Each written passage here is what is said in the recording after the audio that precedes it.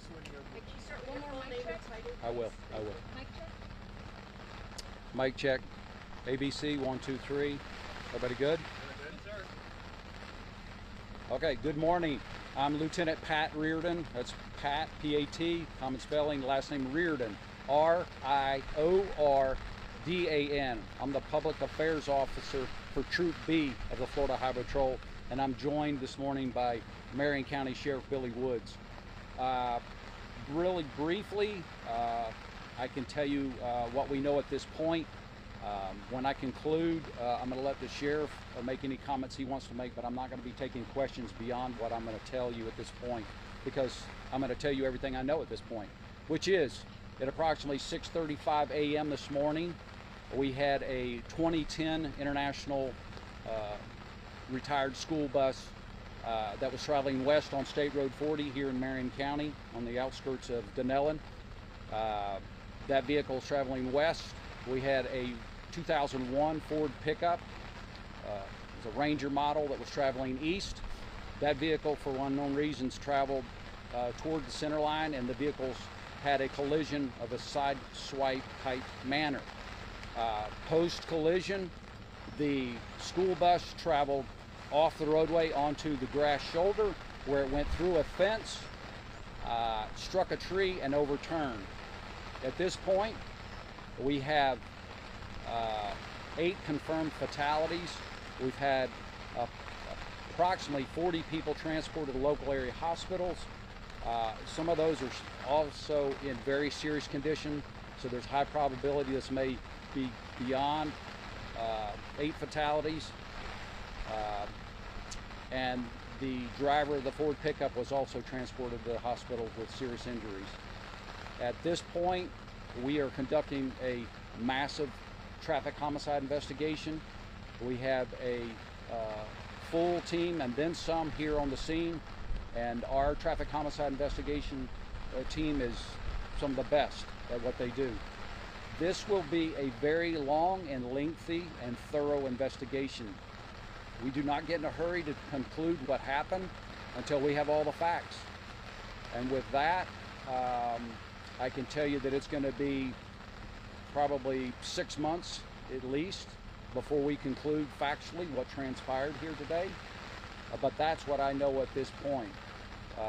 We will have this road closed until our investigators can do everything they need to do on the scene as far as mapping, measurements, photography, whatever is included in their on-scene investigation. We've also been joined by our Commercial Motor Vehicle Bureau.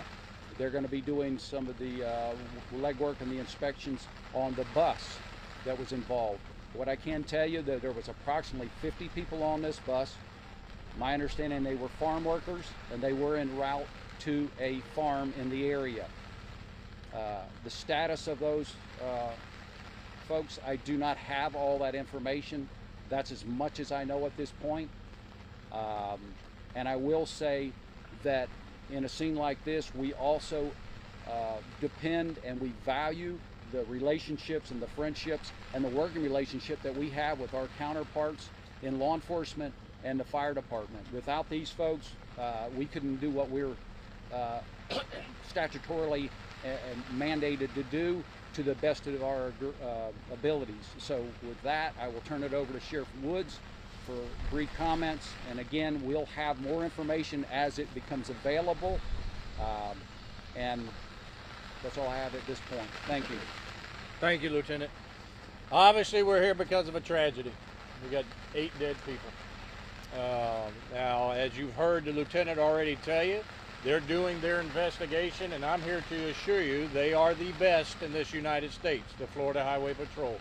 They do an outstanding job in their investigations, and they will find out the cause as long as the evidence, the physical evidence, and everything points to it. Now, obviously, there's challenges right now for all of us.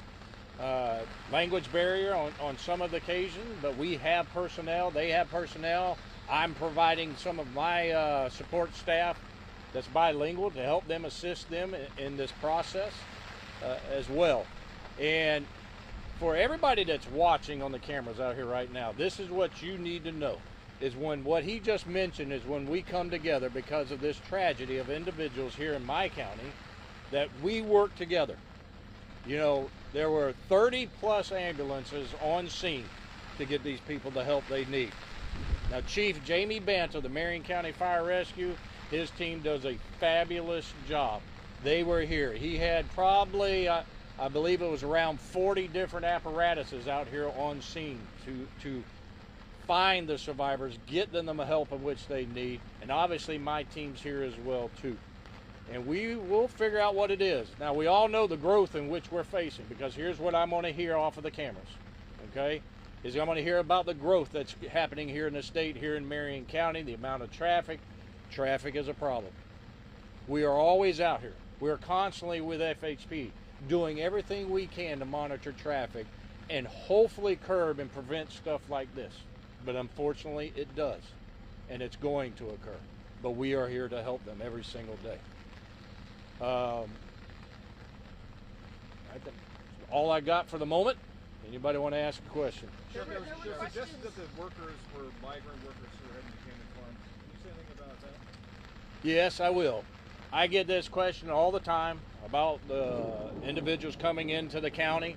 This is a very large county. For your viewers that don't know this, we're the 5th largest county in this state. We are a very big agricultural county. So this time of year, we always have migrant workers that are in our county that are on buses just like this. Because I've already gotten the phone calls, already got the messages, my PIOs, about it being out there being a school bus.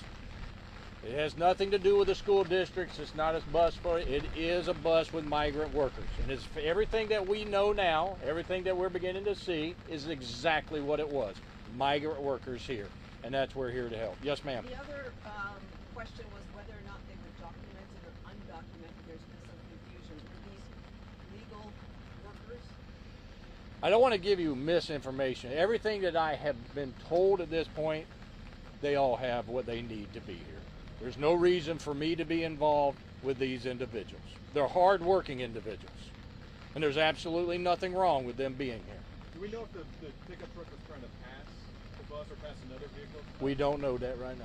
We ain't got anything. Yes, ma'am. Obviously, it's raining right now. It was a little earlier. So are you looking into weather, or is it believed whether or not that was a factor in this? That's always a factor because of the time of the morning.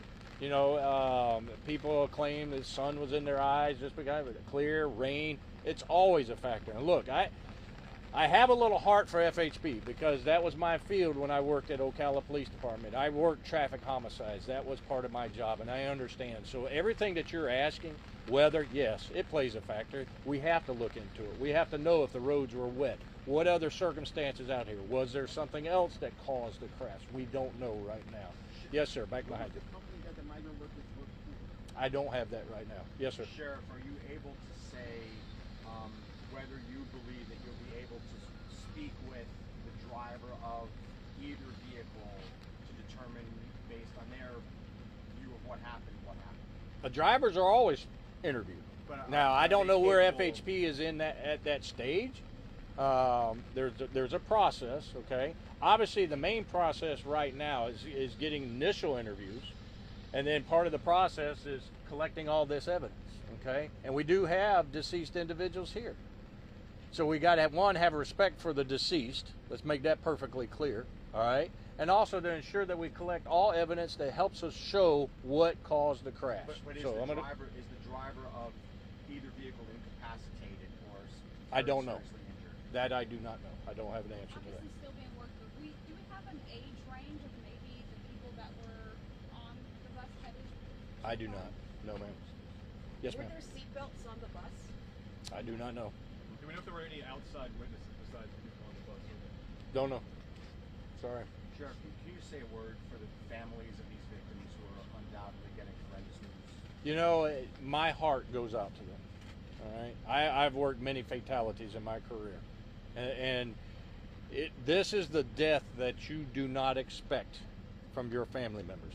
Everybody that's standing right here and your viewers out here, this is the death that is a shock to you, and it's going to be hard on them, and rightfully so, because they just lost a loved one. My heart pleads for them. My heart goes out to them. I pray that the good Lord will give them whatever peace that He can to make them through this. And hopefully, and I'm confident, we will have answers for the family to be able to get them closure of why we have this crash today. Have they all been notified? I do not know. All righty. One final question. Yes, ma'am. Reiterate how much of the road is blocked off. Is it 140th to 180th? Yep. 140th to what? 180th Avenue. 180th Avenue. Would And it it's go a good to street. Watermelon farm? I don't That's know. what's been reported. I can't confirm or deny. I don't know what that farm has in crops right Did now. you say both the vehicles were going in the same direction? No, ma'am, I did One not. was coming this way, one was going the other way? Correct. One was the bus was going west, the pickup was coming east. One lane on each side? Yes. And it's no passing allowed here? I don't know where the exact point of the collision was. But let me step back in here for a minute, excuse me, Chair. One, the sheriff brought up and he spoke about, I will add that although we have what we're going on right here, it's a very in-depth process, and it's been brought up, one of our priorities as well as here on the scene is to make what we call next of kin notification. That sometimes is a difficult process when folks live out of the area, but we're going to do the best ability that we can to make next of kin notification as quickly as possible. Again, I wish I could take more questions, but at this point, that's all I know. This will conclude our press conference, and we will put out more information as soon as we have more information to provide you. Thank you. One more, how long will this be blocked? Hours potentially, Yes. right? 6 to 8 hours. Yes. It'll be late afternoon. Thank you.